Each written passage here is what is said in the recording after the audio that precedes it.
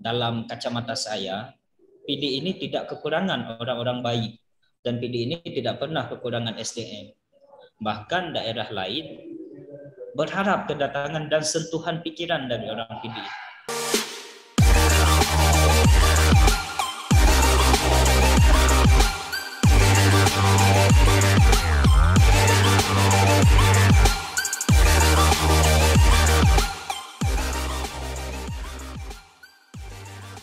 Assalamualaikum warahmatullahi wabarakatuh. Hai sahabat SAS Inisiatif, hari ini kita berdiskusi lagi ya dengan sahabat saya Mahzal Abdullah. Beliau seorang aktivis baik di kampus maupun di luar kampus ya.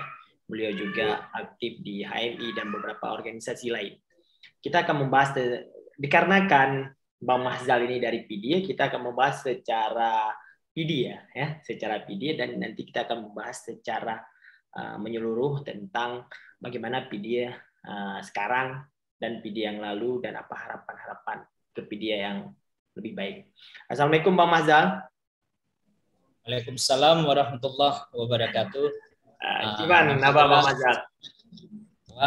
Terima kasih Sahas Inisiatif, dan ini kesempatan yang luar biasa ya. Saya baru mengupas tentang PD kekinian. Mungkin di tahun ini baru kali ini podcast nih. Ya. Terima kasih pokoknya nih. Oke. Memang masih jiwa-jiwa segar ya. Bang Mahzal, bagaimana Bang Mahzal melihat PD sekarang ini, Bang? Sebagai generasi PD tentunya kita menaruh harapan besar terhadap negeri yang berpedoman pada syariat Islam ini ya. Tentunya pangulai buat ibadat, pangulai harkat mugo. Ini adalah warisan indatu yang harus kita terjemahkan secara komprehensif. Nah, kalau bicara tentang harapan, pastinya kita ingin PD lebih baik dan kita berharap siapapun, dan kita berharap generasi emas PD mampu membawa PD menjadi lebih baik begitu. Ya. Kita melihat Bang Mahzal beberapa pasca damai ya, pasca damai kita ada beberapa kali pemilu kada ya, baik mantan kombatan juga pernah memimpin, dan kemarin juga malah ada intelektual yang memimpin Aceh, sekarang udah ada PJ. Bang Mahzal melihat ada perubahan tidak ya ke arah yang lebih baik di PD ini, Bang? Kalau kita lihat secara kepemimpinan politik, jika kita melihat hari ini, kita sebagai bangsa, kita bukan maju sih. Kita malah mundur dari peradaban.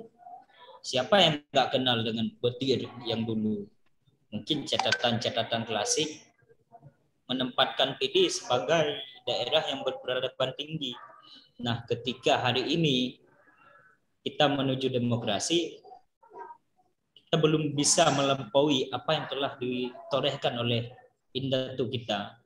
Bicara pasca damai dan bicara sebagai wilayah yang notabene-nya bekas konflik, dan juga sebagai inisiator gerakan di tiap perjuangan Aceh. Tentunya PD bergelimang dengan sejarah, dan seharusnya kita hari ini, apakah kita sebagai generasi yang diharapkan nantinya, kita harus bisa dimaafkan oleh sejarah. Dan dalam artian begini, kita lihat konflik telah mengantarkan kita pada dinamika berkebangsaan yang sangat komplit dalam artian secara ekonomi, secara aksesibilitas dan lain sebagainya. Damai menghantarkan kita pada proses yang seharusnya kita lebih sejahtera. Tapi ironisnya kucuran dana otsus, dan kita Aceh pernah dipimpin oleh mantan kombatan, bahkan dari independen, dan PD juga terkhusus tidak jauh berbeda, tapi tidak menghantarkan daerah ini pada kata yang sejahtera. bicara tentang kesejahteraan, ini bicara tolak ukurnya masyarakat yang luas. Nah, bisa kita simpulkan Aceh dan PD khususnya ini belum sejahtera.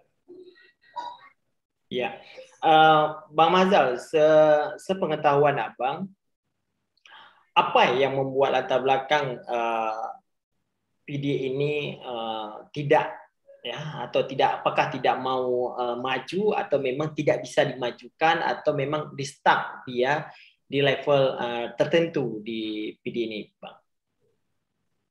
Kalau saya lihat dalam kacamata saya, PD ini tidak kekurangan orang-orang baik, dan PD ini tidak pernah kekurangan SDM. Bahkan daerah lain berharap kedatangan dan sentuhan pikiran dari orang PD. Nah, kondisi ini bukan masalah primordial, tapi ini kita bagaimana mengembalikan ruh semangat kita membangun daerah. Kita melihat PD kekinian, kalau bicara tentang apa sih yang menyebabkan PD ini kok stagnan begini.